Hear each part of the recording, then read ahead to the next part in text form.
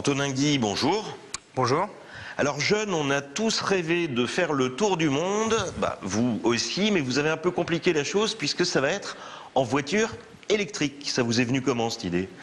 Alors l'idée nous est venue à deux, donc avec Xavier Degon et moi-même fin 2010. En gros, on essayait de se rappeler justement comment ça s'était passé. On était autour d'un verre et puis moi je lui parlais des projets que je menais chez mon employeur autour des véhicules électriques, donc qui est Capgemini Consulting. Et puis lui me parlait de ses envies de faire des tours du monde, enfin faire un tour du monde.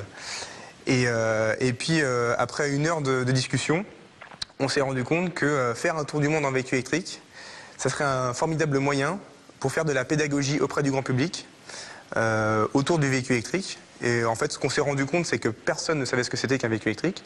Les gens se posent plein de questions autour de l'autonomie, de où est-ce que je me recharger, quelle est la sécurité d'un véhicule électrique, quelles sont les performances des véhicules électriques. Et donc, notre objectif, c'est de dire, si nous, on arrive à faire un tour du monde en véhicule électrique de série, eh bien, ça veut dire que chacun peut utiliser un véhicule électrique en ville pour aller faire ses courses ou aller au travail. Alors le problème, vous l'avez dit, c'est l'autonomie, environ 100 à 150 km maximum. Mais finalement, quand on fait un tour du monde, c'est un avantage. On le fait souvent pour faire des rencontres. Là, elles sont obligatoires, puisque pour faire le plein, il faudra s'arrêter chez les gens. Voilà, exactement. Il y a une forte dimension humaine au projet, c'est ça qui nous plaît aussi énormément. C'est que tous les 100 km, à l'improviste, on va aller sonner chez les gens pour leur demander de l'aide et leur demander de nous prêter leur prise électrique. Et sachant que la recharge dure à peu près 5 heures pour l'autonomie, pour recharger complètement la batterie, donc on aura du temps pour discuter avec eux autour de la mobilité durable électrique et puis aussi de ce qu'ils font tous les jours dans leur pays. Alors on peut le dire aussi, c'est en Alsace que vous avez trouvé le soutien nécessaire pour vous lancer dans cette folle aventure. Départ février 2012 de Strasbourg, retour à Strasbourg, et entre-temps, qu'est-ce qui va se passer? Alors tout à fait, donc on a été accueillis à bras ouverts par Strasbourg pour donc organiser l'événement de départ, sachant que Strasbourg est déjà impliqué depuis un moment autour de la mobilité électrique, notamment à travers leur expérimentation avec les véhicules hybrides rechargeables. Voilà. Ce matin même, on était devant un jury de la région Alsace qui a mis en place un appel à projet pour favoriser le développement de la mobilité électrique en région Alsace. Donc on attend leur réponse prochainement. Et même autour du monde, vous attendez le soutien des Alsaciens et notamment, pourquoi pas, l'association des Alsaciens de l'étranger qui pourrait vous accueillir tous les 100 km.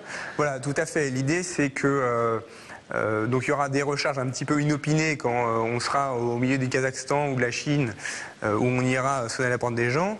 Et sinon, par ailleurs, ce qu'on fera, c'est qu'avant le départ, sur notre site internet, on pourra s'inscrire si on est sur le trajet pour finalement nous prêter la prise électrique. Et l'idée, c'est de mobiliser un maximum d'Alsaciens du monde entier qui pourraient donc nous aider dans notre projet. Oui, grâce à vous, on saura s'il y a un Alsacien tous les 100 km autour de cette planète. On pourra suivre votre aventure aussi à partir de février prochain? C'est ça, voilà, on va mettre en place donc un site internet qui nous permettra de suivre le projet. On a déjà une page Facebook donc, qui s'appelle Odyssée électrique, sur laquelle on a déjà mis des photos des personnes qui nous aidaient à nous recharger lors des tests qu'on a pu réaliser. Et puis effectivement, en temps réel, on aura la position du véhicule, puisqu'on aura une balise GPS, et des actualités sur finalement notre quotidien en véhicule électrique à travers le monde. Merci. Rendez-vous à partir de février prochain sur votre site et sans doute sur Alsace 20 également. Antonin Guy, merci. Merci.